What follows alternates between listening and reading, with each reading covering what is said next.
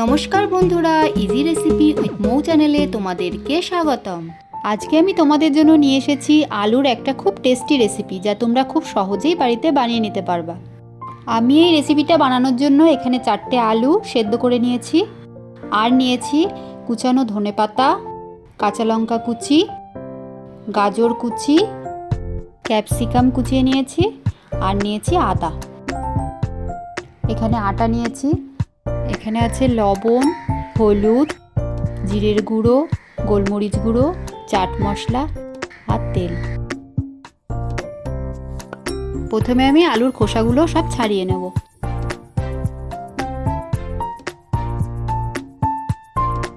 খোসা ছাড়ানো হয়ে গেছে, এবার আলুটাকে মেখে নেব। এবারে সব সবজিগুলো দিয়ে দেব।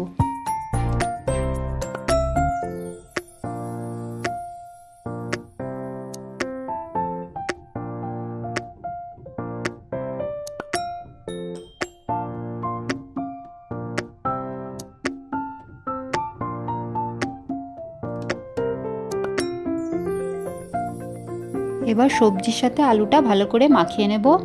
তোমরা এখানে সবজিগুলো নিজেদের ইচ্ছা মতো পরিমাণ মতো দিও। এবার মশলাগুলো দিয়ে আবার ভালো করে মাখিয়ে নেব।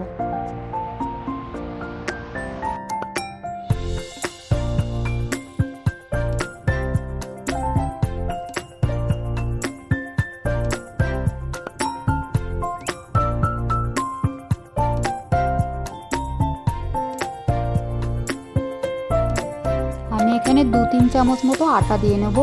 তোমরা চাইলে ময়দাও দিতে পারো। এবার আটা দিয়ে ভালো করে মাখিয়ে নেব।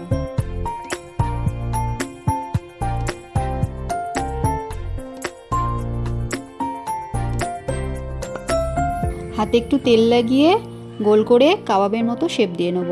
তোমরা নিজেদের ইচ্ছা মতো শেপে এটা বানিও।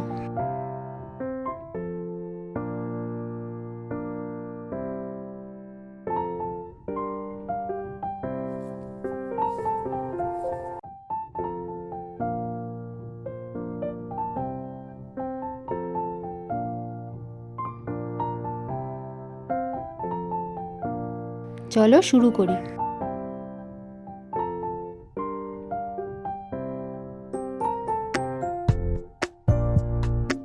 কড়াইয়ে অল্প করে তেল দেব।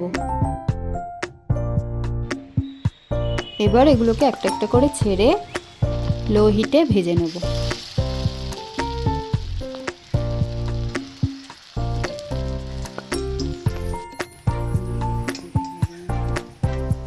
আমার এক পিঠ ভাজা হয়ে গেছে, আর এক পিঠ ভেজে নেব।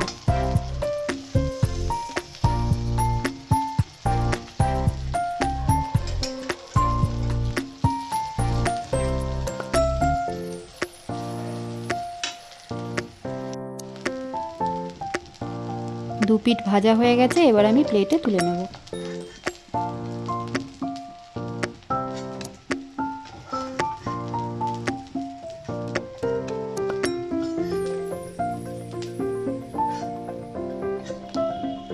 বাকিগুলো সব এইভাবে ভেজে নেব।